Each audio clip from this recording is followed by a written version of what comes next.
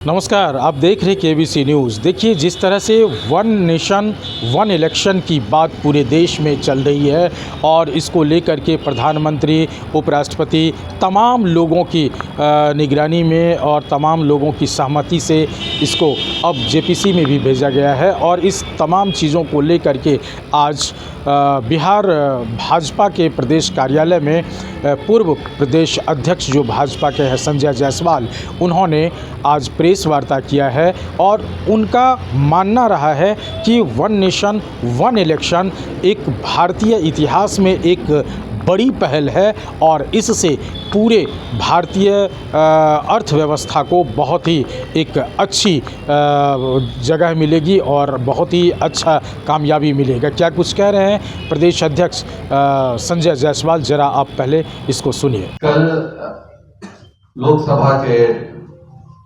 शीतकालीन सत्र का सत्रावसान हुआ है और 20 दिन लगातार लोकसभा का सत्र चला।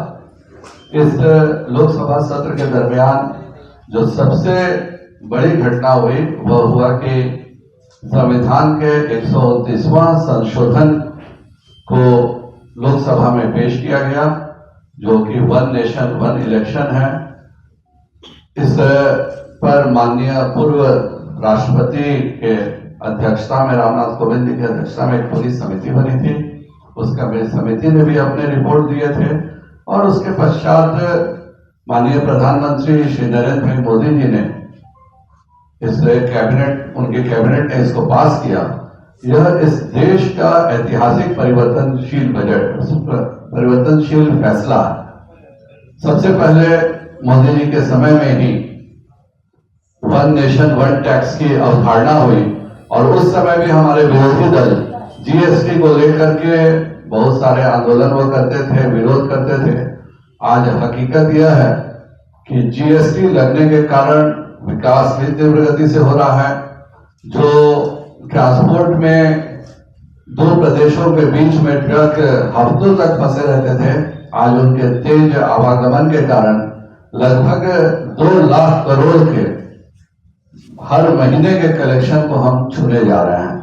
उसी प्रकार दूसरा बड़ा परिवर्तन उन्होंने वन नेशन वन राशन के रूप में दिया। आज भारत का कोई भी, बिहार का कोई भी नागरिक अगर बंबई जा रहा है, दिल्ली जा रहा है, कहीं जा रहा है, तो उसको राशन की सुविधा उसी स्थान पर मिल रही है। यह मोदी जी का फैसला था। और यह जो वन नेशन वन इलेक्शन का भी आया है, मैं सभी अपने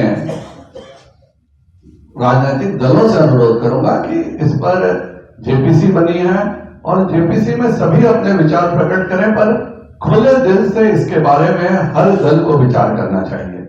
यह अपने आप में एक बहुत बड़ा संशोधन है और हमारे जो संविधान निर्माताओं ने जब संविधान की रचना की थी, उसके बाद लोकसभा और विधानसभा के चुनाव एक साथ ही होते थे। यह परंपरा इंदिरा गांधी के घमंड के कारण टूटी, जब उन्होंने सभी राज्यों में राष्ट्रपति शासन लगाना शुरू किया।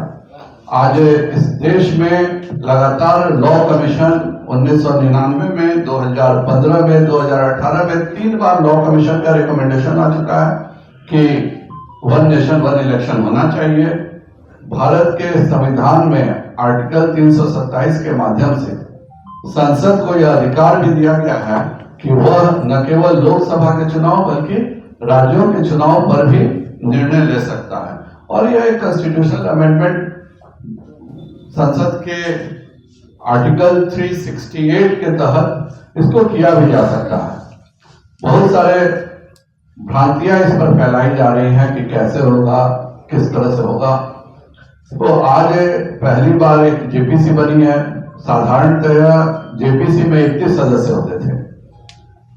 इस बार 39 सदस्यों को जेपीसी में रखा गया है, जिसके कारण सभी दलों का रिप्रेजेंटेशन ज्वाइंट पार्लियामेंट्री कमेटी में रहे।